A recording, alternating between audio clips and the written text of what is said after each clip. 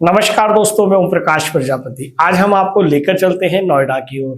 जब इतिहास केवल पुस्तकों के पन्नों तक सीमित न रहकर मंच पर सांस लेने लगे, जब एक अकेला कलाकार अनेक पात्रों की संवेदनाओं को अपनी आवाज, भाव भंगिमा और अभिनय से जीवंत कर दे, तब रंगमंच केवल मनोरंजन तक माध्यम नहीं रह जाता, बल्कि समाज के अंतर्मन को झकझोरने वाला सशक्त माध्यम बन जाता है।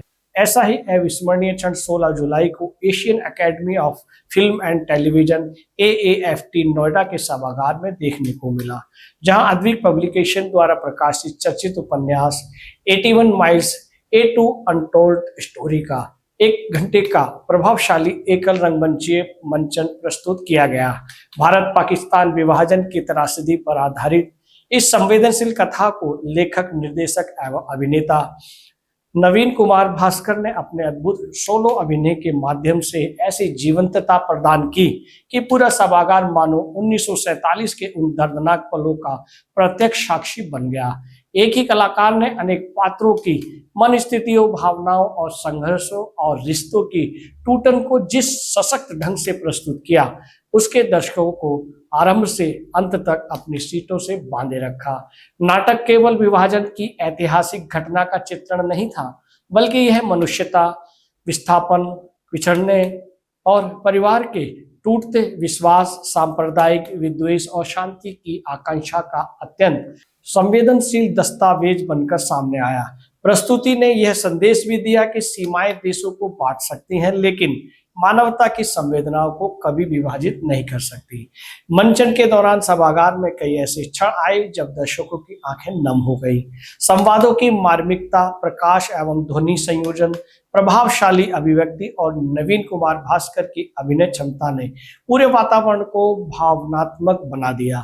1 घंटे तक सभागार में ऐसा सन्नाटा पसरा रहा मानो प्रत्येक दर्शक स्वयं उस इतिहास को जी रहा हो। जैसे ही प्रस्तुति समाप्त हुई, पूरा सभागार देर तक गूंजती तालियों से भर उठा।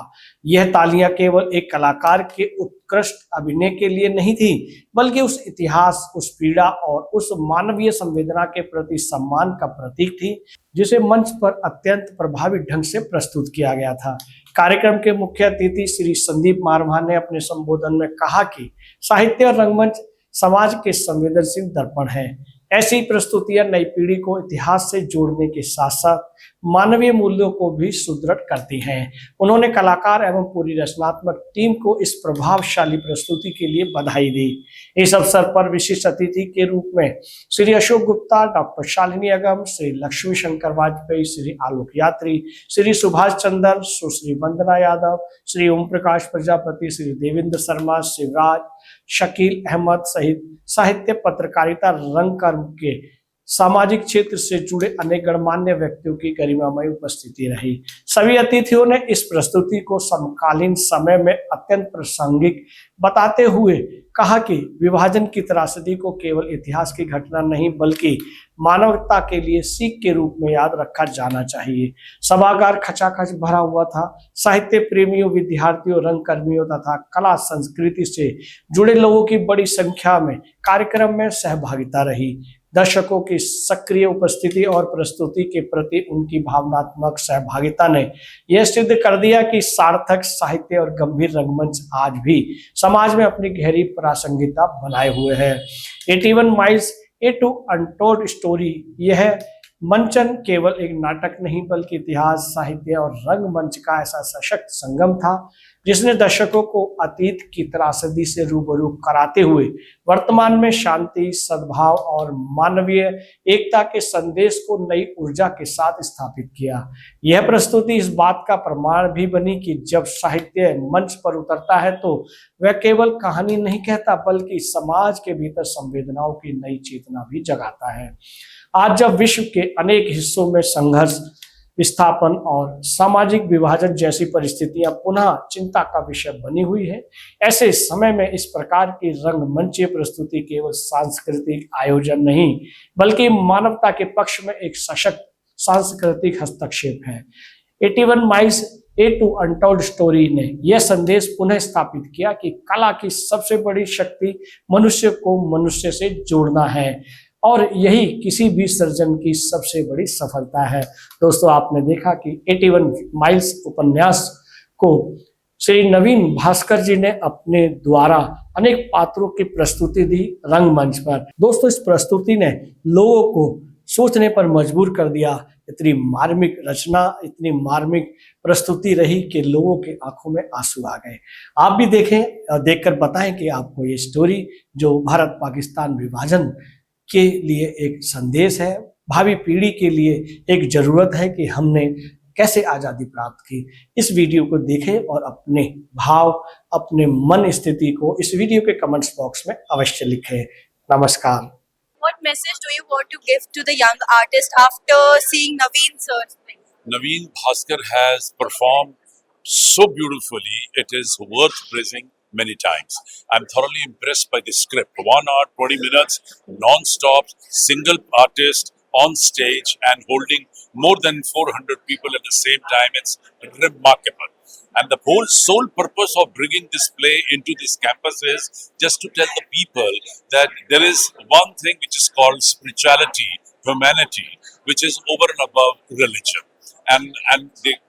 Unfortunately, in 1947, the country was divided into two, into India and Pakistan, on the basis of religion. And this is after 80 years. We don't want to discuss the same thing, but then yes, we would love to leave the message that spirituality is the best and humanity is the best religion. Thank you so much, sir. Sir, आज की young generation को आप क्या message देना चाहोगे जो already acting field में है और वो थिएटर प्रैक्टिस कर रहे हैं? थिएटर जो है ये बहुत बड़ा माध्यम है एक्टिंग सीखने का। लोग सोचते हैं कि बिना ट्रेनिंग के भी वो एक अच्छे एक्टर बन सकते हैं, लेकिन ऐसा बहुत कम होता है। और ख़ास तौर से जो लोग फिल्मी बैकग्राउंड से बिलोंग नहीं करते हैं, उनको तब तक अच्छा मौका नहीं मिलेगा जब तक वो अपने आप को प्रूव नहीं करेंगे। So you have to prove yourself. उसके लिए आपको इतना कॉन्फिडेंट होना पड़ेगा, जैसे कहते हैं ना लाइफ में कई जगह पे नो रीटेक, उसी तरह से एक्टिंग फील्ड के अंदर भी अगर आप सपोज कीजिए आप फिल्मी बैकग्राउंड से नहीं हो और आपको अगर लोगों ने रिपीट नहीं किया, तो वो रिपीटेशन जो है वो रीटेक है। वो रीटेक आपको नहीं मिलेगा। आपको एक बार बाहर कर दिया तो बाहर। पुराने ज़माने की बात अलग थी, लेकिन आज इस टफ कंपटीशन में आफ्ट जैसे जो एक्टिंग स्कूल है, मैं रियली एडमायर करूंगा कि इतनी अच्छी जगह बच्चे यहाँ जो पढ़ रहे हैं, अच्छी शिक्षा ले रहे हैं। थिएटर और फिल्म मेकिंग और फिल्म की जो एक्टिंग है, लिटिल बिट डिफरेंस है, समझना चाहिए। क्योंकि यहाँ पर क्या है कि कैमरा जब हमारे क्लोज में होता है तो हम उतना नहीं करते हैं, लाउड परफॉर्मेंस नहीं कर सकते। थिएटर में हमें वो करने का मौका मिलता है और इंस्टेंट हमें फीडबैक मिलता है। ऑडियंस के रिएक्शन से पता चलता है कि हम कैसा परफॉर्म कर रहे हैं, है ना। वहाँ कोई रीटेक नहीं है। सर, एक सबसे बड़ा चैलेंज जो आपको लगता है कि you face while performing on the stage? Sorry, I missed your question. One challenge that you think you faced while performing on the stage? Sometimes some technical issue, because you're preparing yourself, but you are depending on some other person. So it may happen, part of journey, part of game. ऐसा होता है बहुत बार।